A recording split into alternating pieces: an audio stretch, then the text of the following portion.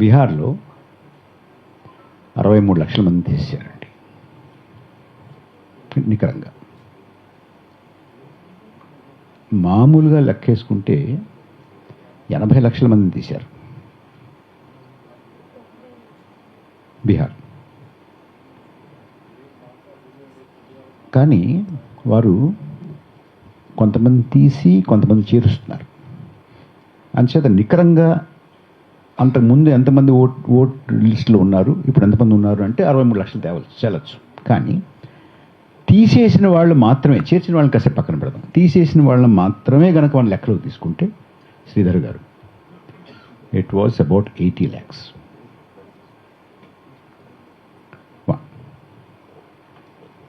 బెంగాల్లో 93 లక్షలు తీసేశారు.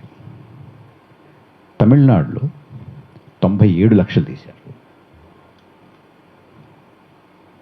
ఎంతమంది చేర్చుకున్నారు, ఇందులోంచి మళ్ళీ ఎంతమంది, అవన్నీ పక్కన పెడదాం కాసేపు. తీసిన వాళ్ళ గురించి చెప్పుకుంటున్నాను నేను. కేరళలో 24 లక్షల మంది తీసేశారు. ఇక్కడ ఎన్నికలు జరిగాయి కాబట్టి పత్రికలు రాశారు, రాజకీయ పార్టీల గురించి గొడవ చేసాయి, మనందరికీ తెలుసు, కొన్ని అంకెలు తెలుసు. ఎన్నికలు జరగనటువంటి రాష్ట్రాల్లో కూడా ఇది జరిగింది. మధ్యప్రదేశ్లో జరిగింది, రాజస్థాన్లో జరిగింది, ఉత్తరప్రదేశ్లో జరిగింది, గుజరాత్లో జరిగింది. ఇక్కడ కూడా తీసేశారు, కానీ ఎవరు మాట్లాడలేదు దాని గురించి, ఎందుకంటే ఎన్నికలు లేవు అక్కడ. అంచేత పత్రికలు కానీ రాజకీయ పార్టీలు కానీ ఇవాళ ఎస్ఐఆర్ని ఎన్నికల సందర్భంలోనే చూస్తున్నారు. నా విజ్ఞప్తి ఏమిటంటే పెద్దలందరికీ, దయచేసి ఎన్నికల కోణంలో మాత్రమే చూడకండి. ఎన్నికల కోణంలో కూడా చూడండి, పర్వాలేదు, కానీ ఎన్నికల కోణంలో మాత్రమే చూస్తే మాత్రం మనం దీని విశ్వరూపాన్ని అర్థం చేసుకోలేము. ఉదాహరణ చెప్తాను మీకు.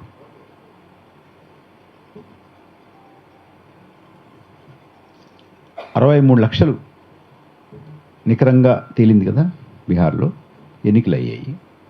63 లక్షల మంది ఓటు వేయలేదండి ఇక్కడ.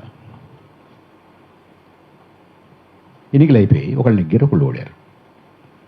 ఇవాళ ఆ 63 లక్షల మంది యొక్క పరిస్థితి ఏమిటి మనం మాట్లాడుతున్నాం. What happens to them? They are still డిసెన్ఫ్రాంచైజ్డ్.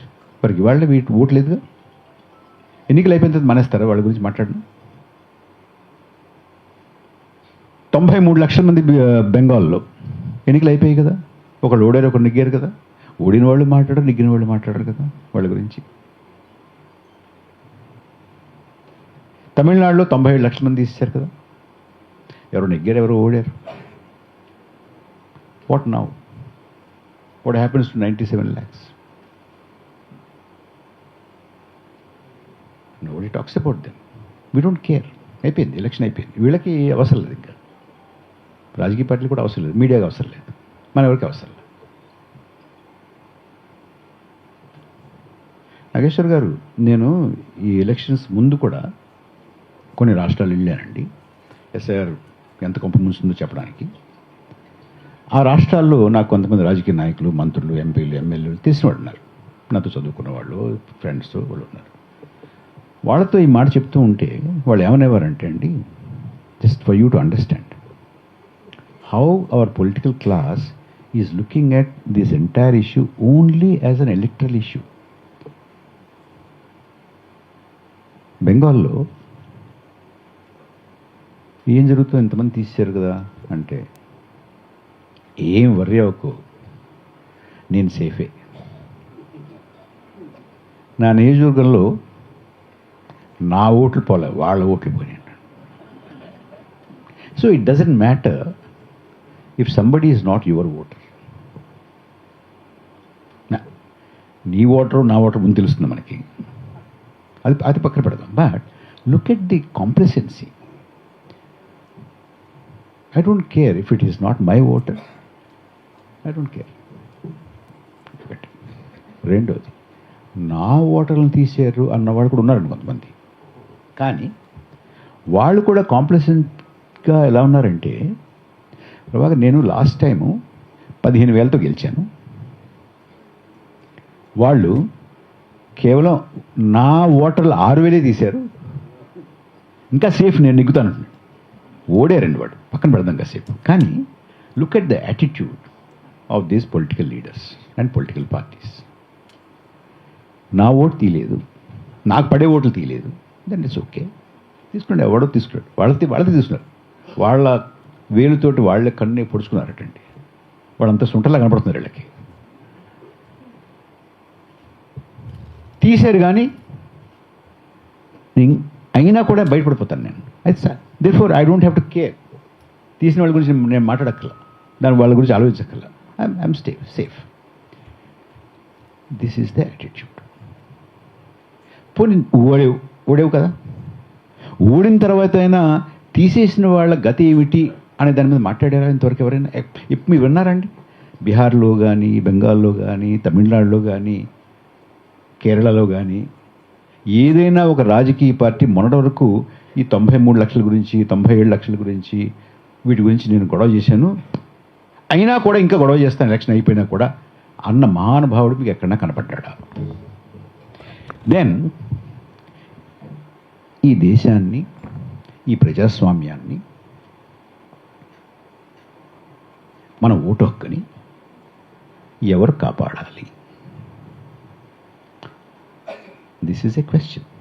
Sambasivarao గారు ప్లీజ్, నేను కొంతమంది సాంబశివరావు గారు లాంటి పెద్దవాళ్ళని కలిసినప్పుడు నేను ఒకటే చెప్పాను, మీరు ఈ అన్ని రాష్ట్రాల్లో తొలగించబడినటువంటి ఓటర్ల సంఘాలు పెట్టండి, అండ్ ఆ ఏ రాష్ట్రానికి ఆ రాష్ట్రం పెట్టినటువంటి సంఘాలని ఒక నేషనల్ కాన్ఫెడరేషన్ చేయండి. మేము తొలగించబడ్డ ఓటర్ల సంఘం, రెస్టోర్ అవర్ ఫ్రాంచైజ్, మా ఓటు హక్కును పునరుద్ధరించండి అని ఒక ఉద్యమం ఎందుకు తీరండి? మర్చిపోతామా ఎలక్షన్ అయిపోయిన తర్వాత? ఆ తర్వాత చూసుకుంటామా? This is what. చాలా ఉన్నాయి చెప్పాలంటే, బట్ మనకి ఎక్కువ సమయం లేదు కాబట్టి టూకీగా చెప్పేస్తాను. ఉత్తరప్రదేశ్లో నాగేశ్వర్ గారు, ఉత్తరప్రదేశ్లో దే డిలీటెడ్ 2.83 crores, 2,83,00,000 మంది ఓటర్లని ఓటర్ల జాబితా నుంచి తొలగించారు in Uttar Pradesh. Because there are no elections there, nobody talks about it.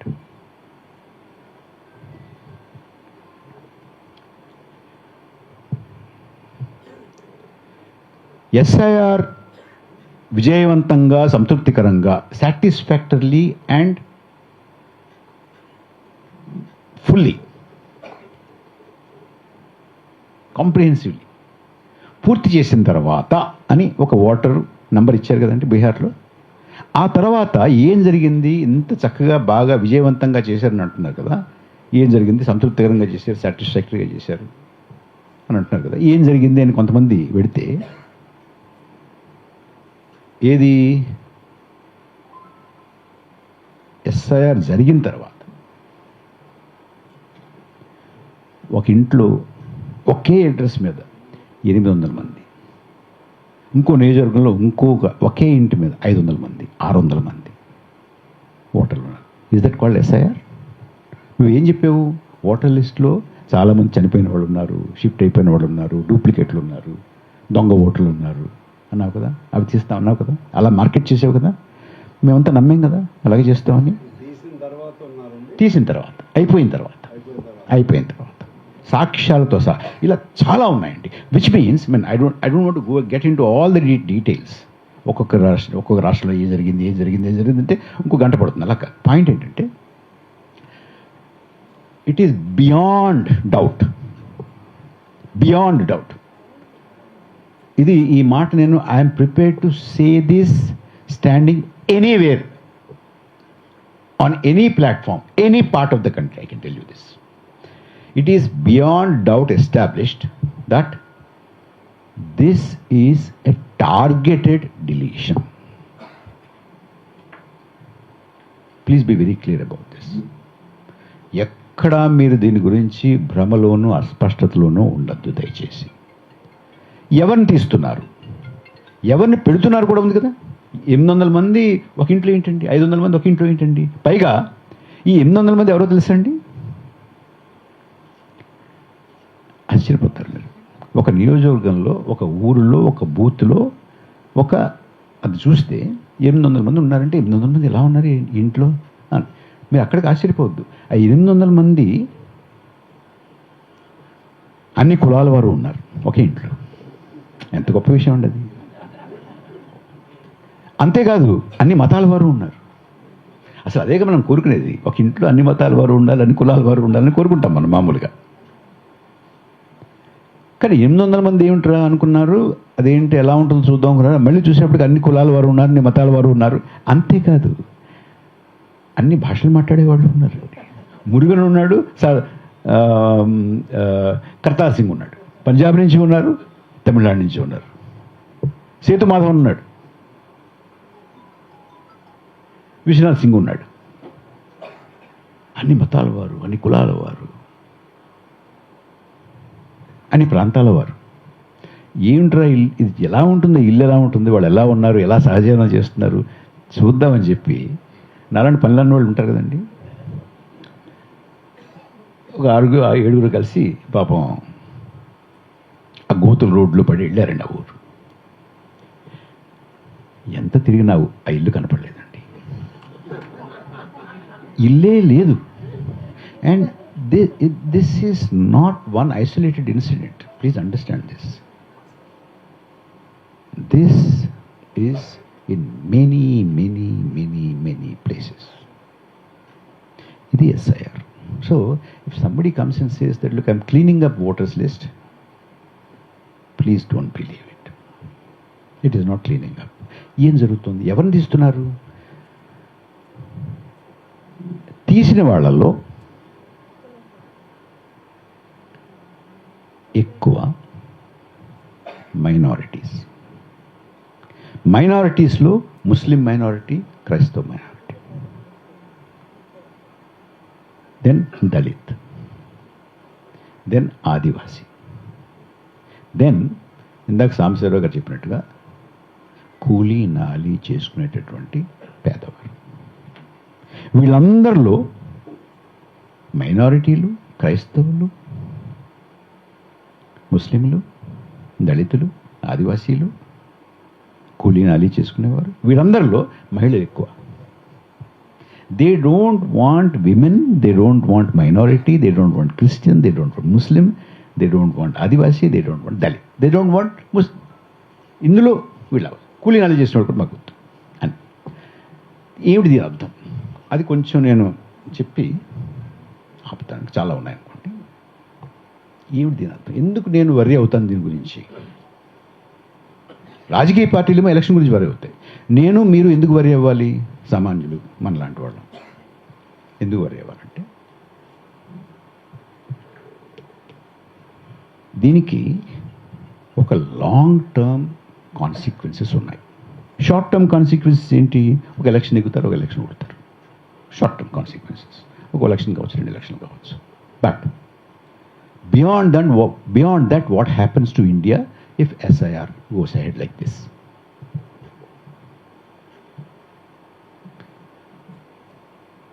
కాన్సిక్వెన్సెస్లోకి వెళ్ళే ముందు ఒక్క మాట చెప్పాలి. ఇది ఆఖరి SIR, మళ్ళీ SIR ఉండదు అని మీరు గ్యారంటీ ఇవ్వగలరా? Can you? There can be another SIR next year, another SIR next year, another SIR next year. అంతే కదా? చేయొచ్చండి, కంటిన్యూస్ ప్రాసెస్. ఇప్పుడు యాక్చువల్గా SSR కంటిన్యూస్ ప్రాసెస్ జరుగుతుంది. అది కాకుండా పెట్టాడు SIR. ఇందులో కాన్స్టిట్యూషనాలిటీ అంతా రాజ్యాంగబద్ధమా కదా మన శ్రీధర్ గారు చెప్తారు మీకు. That's also debatable thing. Not with standing what the supreme court at set. Supreme court చెప్పింది మనం సీరియస్గా తీసుకోవాలో వద్దా అనేది మీకు ఇష్టం, వదిలేస్తాను. నేను అంతకన్నా ఎక్కువ మాట్లాడకూడదు, సుప్రీం కోర్ట్ కదండి. అంచేత వాట్ హ్యాపెన్స్? ఇప్పుడు 63 లక్షల మందిని, 97 లక్షల మందిని, 93 లక్షల మంది ఎవరు పట్టించుకోవట్లేదు కదా. 2,83 లక్షల మంది ఎవరు పట్టించుకోవట్లేదు కదా. అది దృష్టిలో పెట్టుకుంటే మనందరం ఇక్కడ ఉన్న వాళ్ళందరం ఒక బస్తీలో ఉన్నాము అనుకుందాం, కాసేపు ఊహించుకుందాం.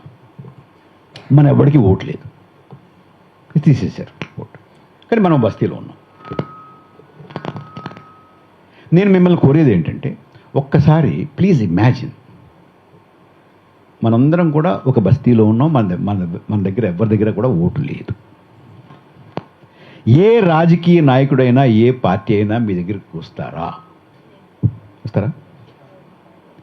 మీ బస్తీలో కరెంట్ ఇస్తారా?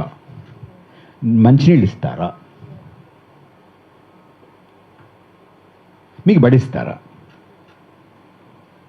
ఎవరు కదా? ఏంటి అర్థం ఏంటంటే, ఎస్ఐఆర్ తర్వాత ఈ దేశంలో 2 రకాల భారతీయులు ఉంటారు. ఒక రకం భారతీయుల దగ్గర ఓటు ఉంటుంది, రెండో రకం భారతీయుల దగ్గర ఓటు ఉండదు. ఓటు ఉండేటటువంటి రకంగా ఉన్నటువంటి భారతీయులు ఉన్నారే, దట్ క్లాస్ ఆఫ్ ఇండియన్స్, వారి దగ్గరికి రాజకీయ నాయకులు వస్తారు, పార్టీలు వస్తారు, నమస్కారం పెడతారు, దాంట్లో వేస్తారు, మీకు మీ పిల్లలు ఎత్తుకుంటారు, వాడు ముక్కు చీవుడుతూ తుడుస్తారు, అన్నీ చేస్తారు.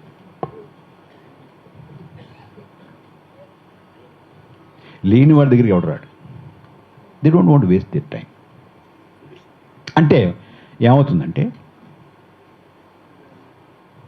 మీరు ఉంటారా ఉండండి, పోతారా పోండి, మీ ముఖం చూడాల్సిన అవసరం నాకు లేదు.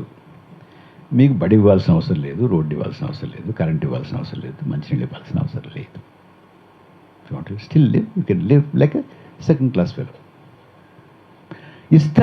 ఇవ్వాలి అనుకున్నాను, నా దయాదాక్షిణ్యాలు మీకు హక్కు లేదు. ఎందుకంటే మీరు నా గురించి ఏమనుకున్నా ఇట్ డజంట్ మ్యాటర్. నీకు ఓటే లేదు, నన్ను దింపగలవా, కూర్చోబెట్టగలవా? దింపలేవు, కూర్చోబెట్టలేవు. I don't have to care about you. వాళ్ళు ఉన్నారు అక్కడ. ఓకే, విచ్ మీన్స్ భారతదేశంలో కొంతమంది ఈ రాజకీయ ప్రక్రియలో పాల్గొనలేకపోయేటటువంటి వాళ్ళు, కొంతమంది పాల్గొగలిగినటువంటి వాళ్ళు ఉంటారు. To get this point, this is very important. This is the long term consequence. Then what happens is, ప్రతి రాజకీయ పార్టీ కూడా వాళ్ళ మేనిఫెస్టో కానీ, వాళ్ళ కార్యక్రమం కానీ, వాళ్ళ ప్రయారిటీ కానీ, వారు ఏం చేద్దాం అనుకున్నారు కానీ, ఇదంతా ఎవరిని దృష్టిలో పెట్టి ఆలోచిస్తారండి? ఓటు ఉన్న వాళ్ళని దృష్టిలో పెట్టి ఆలోచిస్తారు, అంతేగా. ఓటు లేని వాళ్ళని దృష్టిలో పెట్టి ఆలోచించాల్సిన అవసరం లేదుగా. So which means, here comes the point, which means దళితులు పోతారు, మైనారిటీలు పోతారు, క్రైస్తవులు పోతారు, ముస్లింలు పోతారు, ఆదివాసీలు పోతారు, కూలీ నాలి చేసిన వాళ్ళు పోతారు. అప్పుడు ఎవరి ఇంట్రెస్ట్ ప్రైమరీ ఇంట్రెస్ట్ అవుతాయి ఈ రాజ్యంలో? కొంతమంది అవుతాయి, అవునా? వాళ్ళ గురించి అన్ని రాజకీయ పార్టీలు ఆలోచిస్తే ఏమవుతుంది? అన్ని పార్టీలు బీజేపీలాగా ఆలోచిస్తాయి.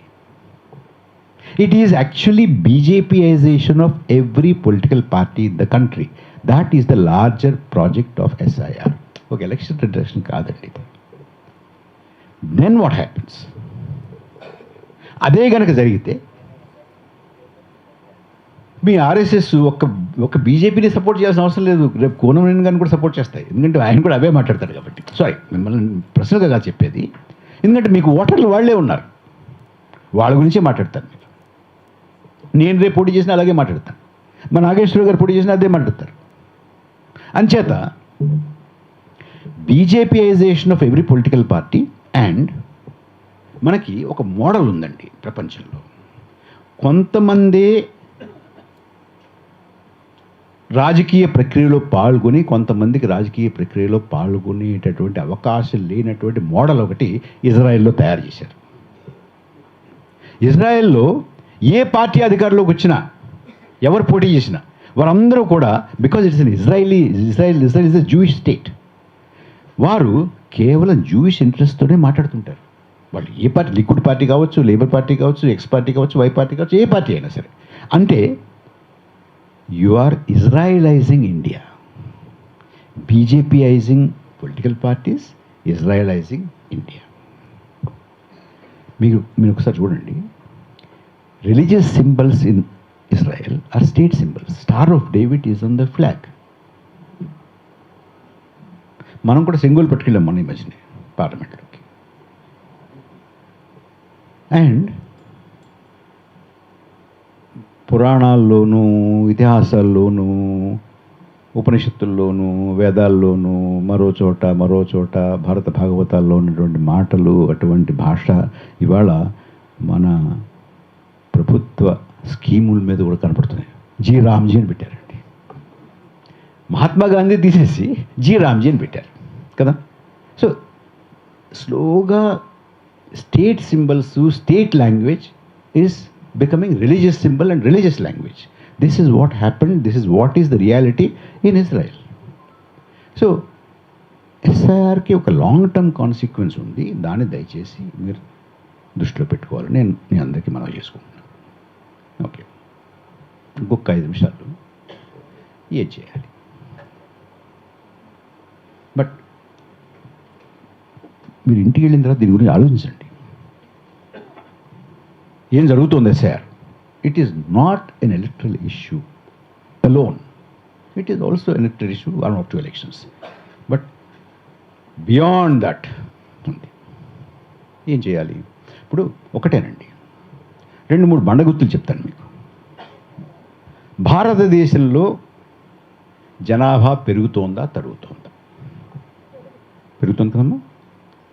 జనాభా పెరిగితే ఓటర్లు పెరుగుతారా, తరుగుతారా? తరుగుతున్నారు ఏమిటి మరి?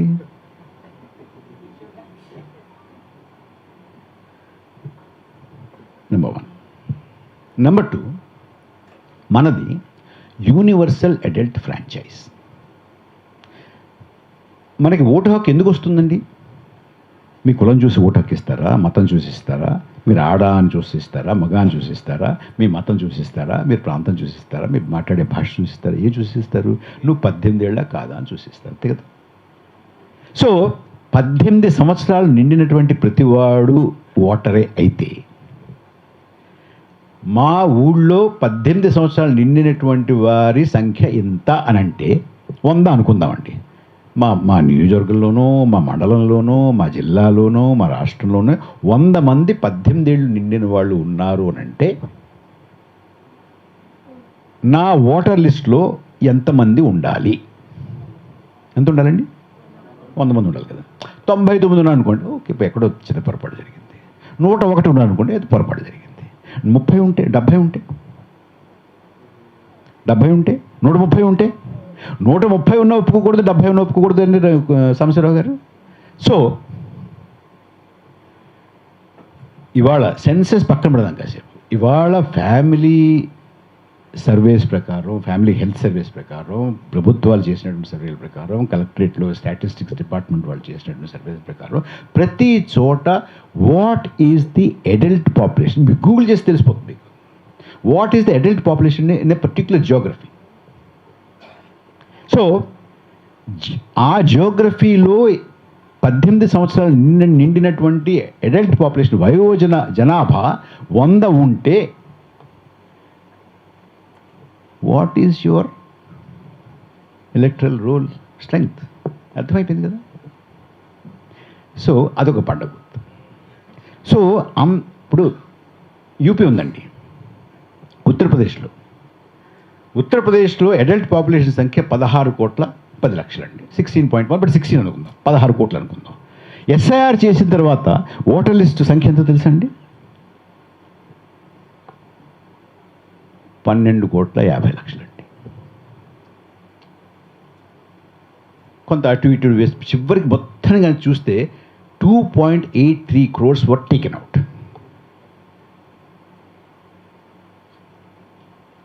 We have to question. అసలు యాక్చువల్గా లాస్ట్ ఎలక్షన్లో 16 కోట్లు ఉంటే జనాభాలు పెరుగుతున్నాయి కాబట్టి అది 16 కోట్లు అవ్వాలి కనీసం కదండి. లేదు 16 కోట్ల 25 లక్షలు అవ్వాలి. అంతేగాని అది 12 కోట్లు ఎలా అవుతుంది? బీహార్లో వాళ్ళు తీశారు కదండి. బీహార్లో పాపులేషన్, అడల్ట్ పాపులేషన్ సంఖ్య 8.22 crore అండి. You can just check it. What was the strength of the voters list after SIR? Sridhar గారు, ఇట్ వాజ్ 7.42 crores. హౌ? అది కూడా కొంతమంది వాళ్ళు చేర్చిన తర్వాత ఈ 802, 503, 400 చెప్పానే, వాళ్ళు చేర్చిన తర్వాత వచ్చినటువంటి సంఖ్య. అది కూడా జెన్యూన్గా చూడాలంటే I think they removed almost about 1 crore people from Bihar also. So that is the reality. మనకి వాళ్ళు ఇంత పెద్ద ఎత్తున ఎస్ఐఆర్ చేస్తున్నాం, అలా చేస్తున్నాం, ఇలా చేస్తున్నాం అన్నా కూడా వారు కొంత సమాచారాన్ని మన దగ్గర నుంచి దాస్తున్నారండి. అదేంటి చెప్తాను మీకు. అది పట్టుకుంటే సాంబశివరావు గారు, అది పట్టుకుంటే మీరు మిగతా రాజకీయ పార్టీలు, మీ పెద్దలందరూ కూర్చుని, పౌర సంఘాల నుంచి కూడా కొంతమంది కూర్చుని, మీరందరూ కలిసి, కనీసం ఎన్డీఏ ప్రభుత్వం అయితే కాదు కదా ఫార్మల్గా, మరి లోపల మనకు తెలియదు అనుకోండి, కాదు కాబట్టి మీరందరూ వెళ్ళి ప్రభుత్వం దగ్గర కూర్చుని, మీరు నేను చెప్పేది కాస్త మీరు జాగ్రత్తగా ఆలకించండి. We can there is a solution which is hiding in this. ఏంటంటే ఎలక్షన్ కమిషన్ మాన్యువల్లోనే 2 చోట్ల 2 ప్రొవిజన్స్ మీకు పంపిస్తాను నేను. 2 ప్రొవిజన్స్ ఉన్నాయండి. ఒకటి ఏంటంటే, ఎప్పుడైనా ఎన్నికల జాబితా, ఓటర్ల జాబితాని మీరు సంస్కరించాలనంటే ఏ గ్రామంలో ఆ గ్రామంలో, ఏ వార్డు ఆ వార్డు, మీరు వార్డు సభ, గ్రామ సభ పెట్టి ఆ ఓటర్ లిస్టు చదివి ఉన్నారా లేరా అని ఆ సభను అడిగి, ఆ సభలో లేదండి పరకాల ప్రభాకర్ ఉండట్లేదు, వెళ్ళిపోయాడు ఎక్కడికోను అంటే వాడిని తీసేసి, సాంబశివరావు ఇక్కడే ఉంటారండి, ఇప్పుడు లేదు బయటకు వెళ్ళారంటే, అయితే పొరుగురు వెళ్ళారండి, ఎక్కడో పని చేసుకుంటున్నారండి, వస్తాడండి, ఎప్పుడు వస్తాడంటాడండి అని అంటే ఆయన నుంచి, లేదు పలానా వారు పోయారండి, లేదు ఈ మధ్య లాస్ట్ ఇయర్ చచ్చిపోయారు ఆయన, అది తీసేయండి. 18 సంవత్సరాలు నిన్న వాళ్ళు మా ఇంట్లో 2 ఉన్నారండి అంటే వాళ్ళ పేర్లు ఎక్కించు. ఇలా చెయ్యాలి అని there are provisions in 2 places. ఆ 2 places మీకు పంపుతాను నేను. సో మీరు వారు ఓటర్ లిస్టు ఎక్కడో చీకటి గదుల్లో కూర్చుని కంప్యూటర్ పెట్టుకుని సవరించడం కాదు. వీడి పేరు తీసేసాం, వాడి పేరు తీసేసాం, వీడంటే నాకు ఇష్టం లేదు, వాడి పేరు ఇలాగ ఉంది, అలా కాదు. కమ్ అవుట్, వీధిలోకి రా, గ్రామ సభ పెట్టు, వార్డు సభ పెట్టు. వార్డు సభలోనూ గ్రామ సభలోనూ అందరి ఎదురుగుండా పారదర్శకంగా బహిరంగంగా ఓటర్ లిస్టు చదివి అందులో లేని వాళ్ళని, చనిపోయిన వాళ్ళని, ఉండనటువంటి వాళ్ళని తీసి ఉన్నటువంటి వాళ్ళని ఉంచి నువ్వు ఓటర్ లిస్టు చెయ్యి. మాకు కావాలి, మేము ఎవ్వరం కూడా ఓటర్ లిస్టులో చనిపోయిన వాళ్ళు ఉండాలి, వెళ్ళిపోయిన వాళ్ళు ఉండాలి, డూప్లికేట్లు ఉండాలి, ఫారినర్లు ఉండాలి అని ఎవరు అనుకోవట్లేదండి. మేము అనుకుంటున్నాం ఏమన్నా శ్రీధర్ గారు మీకు కావాలా? కాదు కదా, మనం ఎవరికి కల్లా we want clean voters list, all right. But in the name of clean voters list we won't let you cheat us. We won't let you cheat this democracy. We won't let you cheat this republic. This should be our motto. ఈ దేశంలో అర్హుడైన వాడు ఎవ్వరూ కూడా vote లేకుండా ఉండకూడదు. That's all. This should be, ఇది మన శపథం కావాలి. అసలు ఒక్క ఓటర్, ఇప్పుడు శ్రీధర్ గారు ఉన్నారు,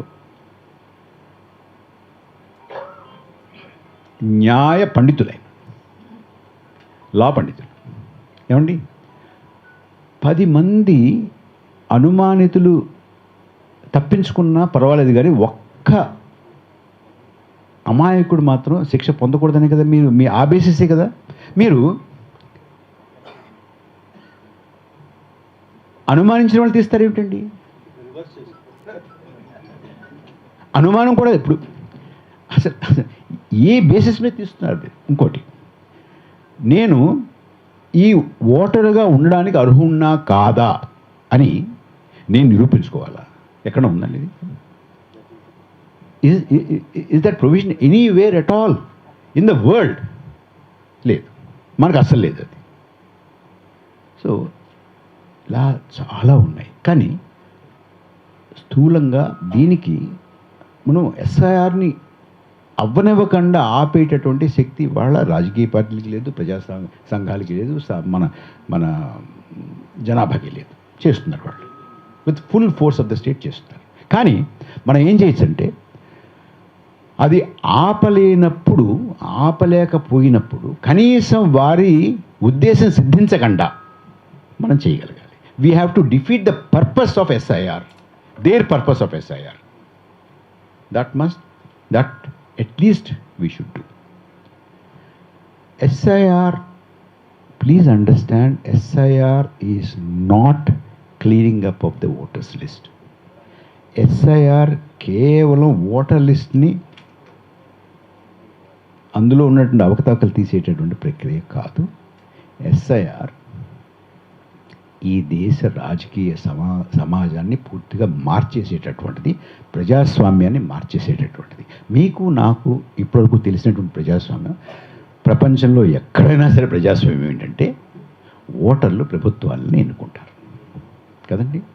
ఇప్పుడు ఈ ప్రజాస్వామ్యంలో ప్రభుత్వాలు ఓటర్లను ఎన్నుకుంటున్నాయి. నువ్వు ఉండొచ్చు, వసుంధర ఉండొచ్చు, వాళ్ళు ఉండొచ్చు, వీళ్ళు ఉండొచ్చు. ఆయన ఏదో జానకిరం కొంచెం అనుమానంగా ఉండవద్దు, ఇట్లా వాళ్ళు ఎన్నుకుంటున్నారు. సో దీన్ని ఆపాలి మనం, ఒకటి. రెండోది, కొంతమంది ఈ దేశంలో ఉండడం వాళ్ళకి ఇష్టం లేదు, కొంతమంది ఈ దేశ రాజకీయ ప్రక్రియలో పాల్గొనడం వాళ్ళకి ఇష్టం లేదు. వాళ్ళని చంపలేరు, బయటికి పంపలేరు. వాళ్ళకి పౌరసత్వం ఇవ్వడం వాళ్ళకి ఇష్టం లేదు, పౌరసత్వాన్ని ఇవ్వడం ఇష్టం లేదు, పూర్తి హక్కు గల పౌరులుగా వాళ్ళు ఇక్కడ జీవించడం కూడా వీళ్ళకి ఇష్టం లేదు కదా. ఇదే ఆబ్వియస్. అది అప్పుడు వాళ్ళని చంపలేరు. ఆధునిక సమాజంలో అంతంత రక్తపాతం కష్టం కదండి. వాళ్ళు చంపలేరు.